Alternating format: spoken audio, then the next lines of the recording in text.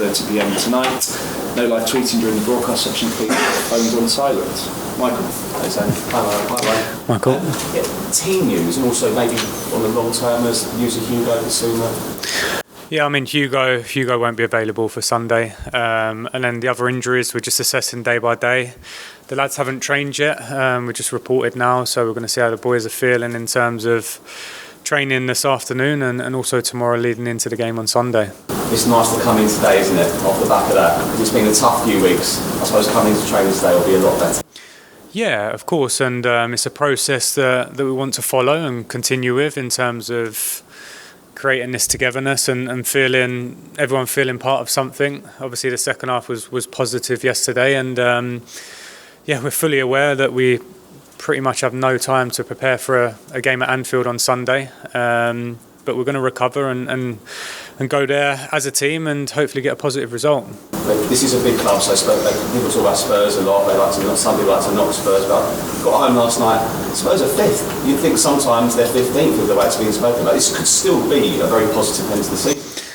Yeah, I mean, in football, negativity can spread very quickly. But at the same time, so can positivity. And if you create a good feeling and a good energy, then that can also accelerate a process. So hopefully we can continue with what we see in the second half. But I'd also say the first half as well, because I know Man United scored 2 goals and they had some openings and they were probably the better side in the first half. But we were together.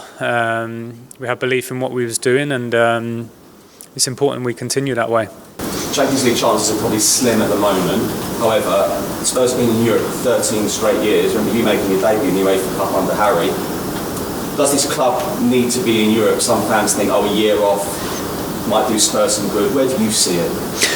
Honestly, and for me, I'll remain quite consistent with this. The most important thing for this football club is to be together and feel like everyone's connected and everyone's pulling in the same direction, and then what happens on the football pitch will happen. But I really believe that if you're strong inside and you create a good core inside the football club, then that will transfer onto the football pitch, and football will take care of itself. It was a collective last night with the squad, but I didn't mention it to you last night, but I thought Harry Kane, especially second half, was just unbelievable. His work rate.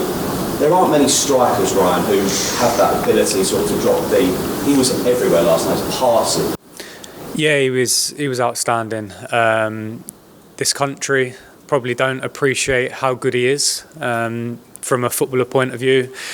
He's incredible. I've always said that. I was fortunate enough to come through the academy with Harry. We played together, and obviously being on the other side now and watch him as a coach, it's a pleasure. I've thought it many times in the last couple of seasons to watch him live. This country should appreciate we've got a real special talent. Do you think it gets stick about not winning things and all that? Is that just the way it is in this country sometimes? It's crazy people compare him. Every time he's won a record, people start to compare him with other ex-players.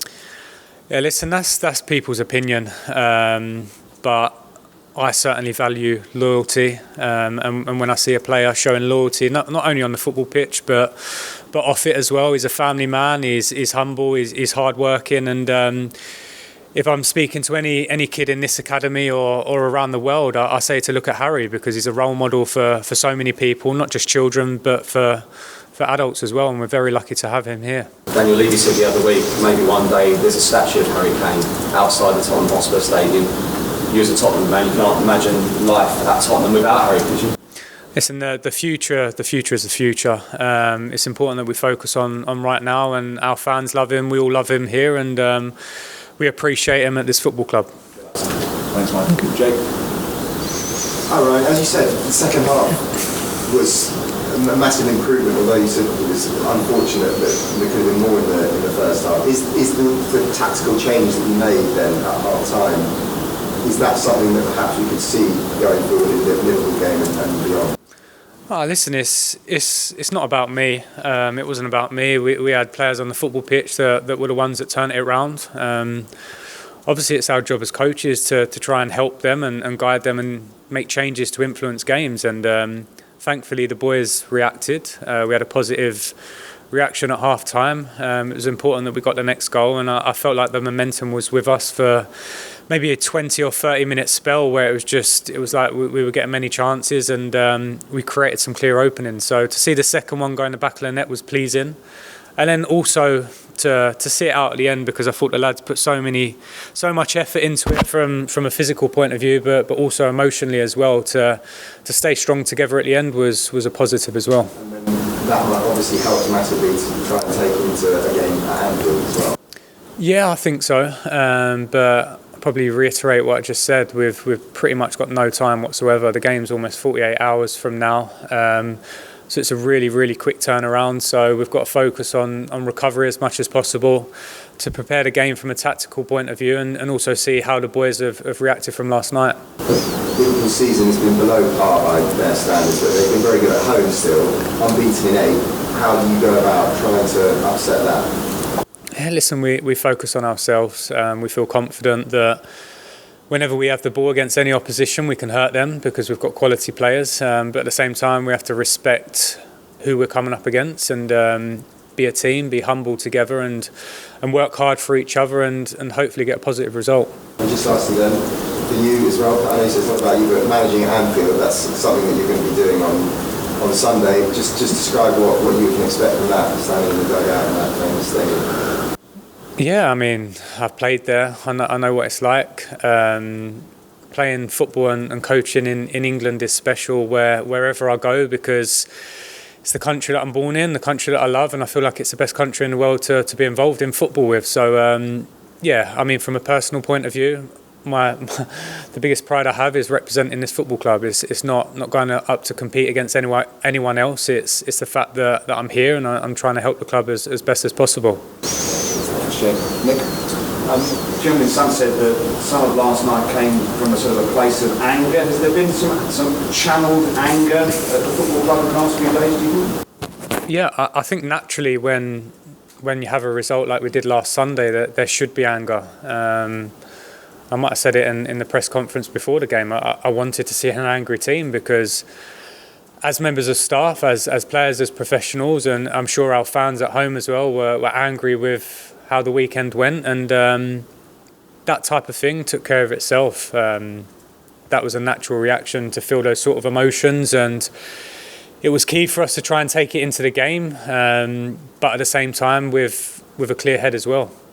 Last time you did this, you were going to a cup final. Now you find yourself with all these games in a row. How easy is it for you to try and change what's going on when you're often completely slammed by events and matches and things going on? Yeah, obviously the schedule we've had this week is tough and very demanding. But that's the Premier League. That's the business we're in, and that's why we have a squad of players that we trust all of them, and we can rely on all of them. And our main focus is preparing for this game on Sunday. We realise and understand what we're going to face. We have to take care of ourselves and go there as a group with full belief that we can get a result. It's a crucial game, actually, isn't it? Because Liverpool is starting to put a run together. They may not say they're targeting top 4, but they could end up in the top 4, as well as all the kind of repair work you're having to do with Spurs. This is a big kind of battle for a European spot, as well as everything else. Honestly, I think this game is always big, just because of the history of the two football clubs.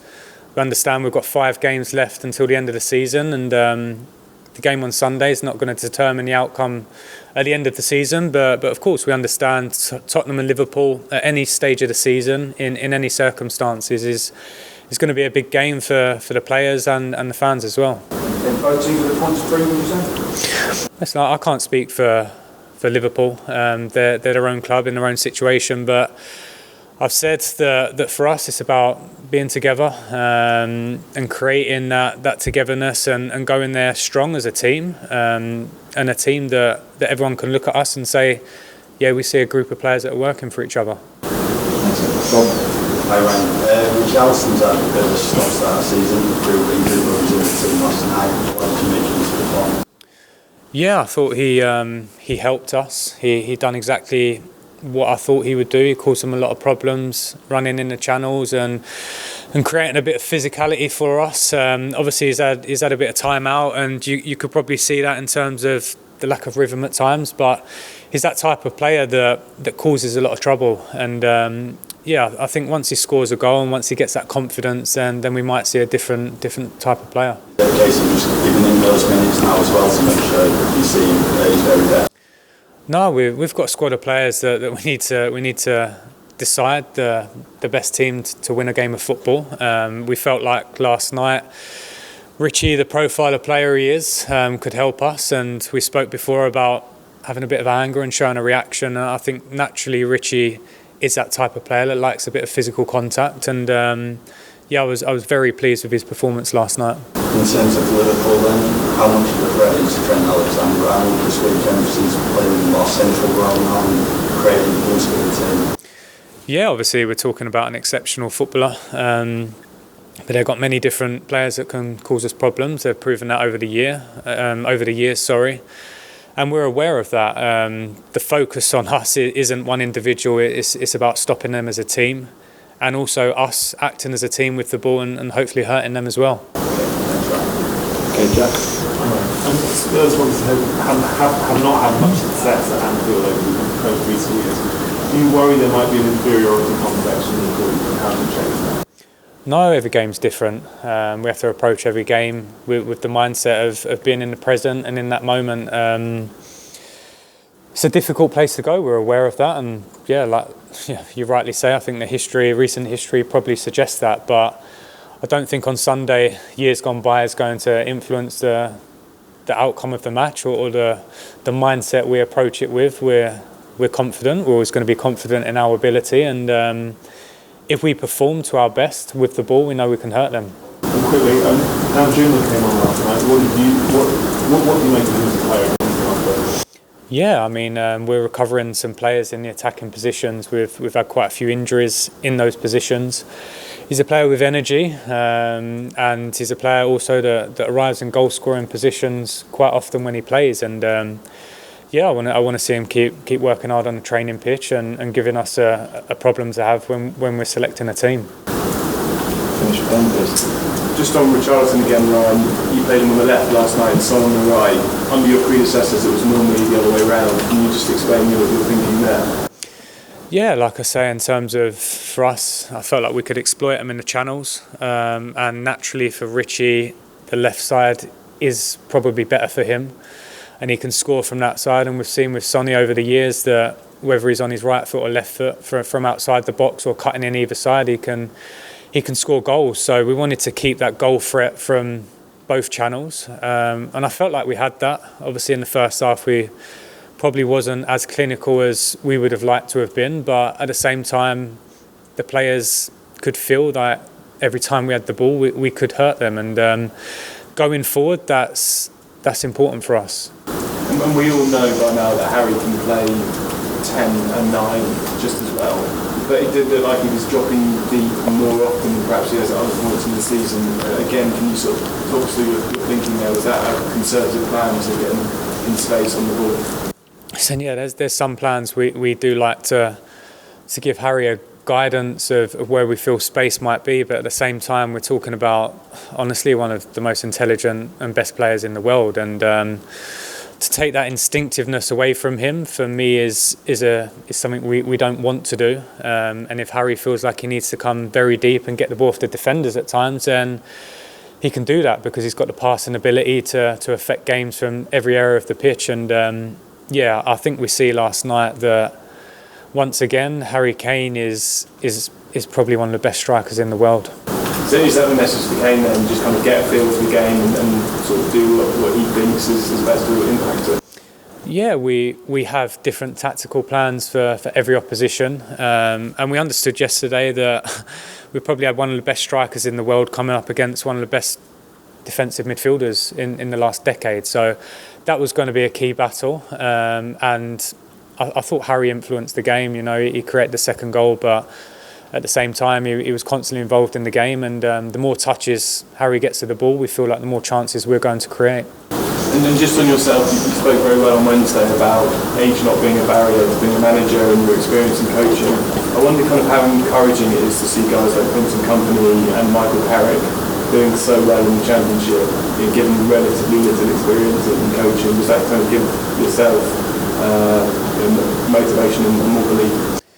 Yeah, I mean, I've never doubted my personal ability because I've worked hard for the last 6 years to spend many hours on the grass and coach a lot and get a good understanding for it. And at the same time, I like seeing young managers do well, and probably more so young English managers, because I think the route for us is quite difficult at times. And yeah, that's part of football. The more younger managers we get, I guess it's good. It's exciting for people, but at the same time, you've got to get results. That's the business, and if you don't get results, then unfortunately, it becomes difficult. Thanks, Dan. Okay, we'll end the broadcast section there. We'll move on to the embargoed section for 10:30 p.m.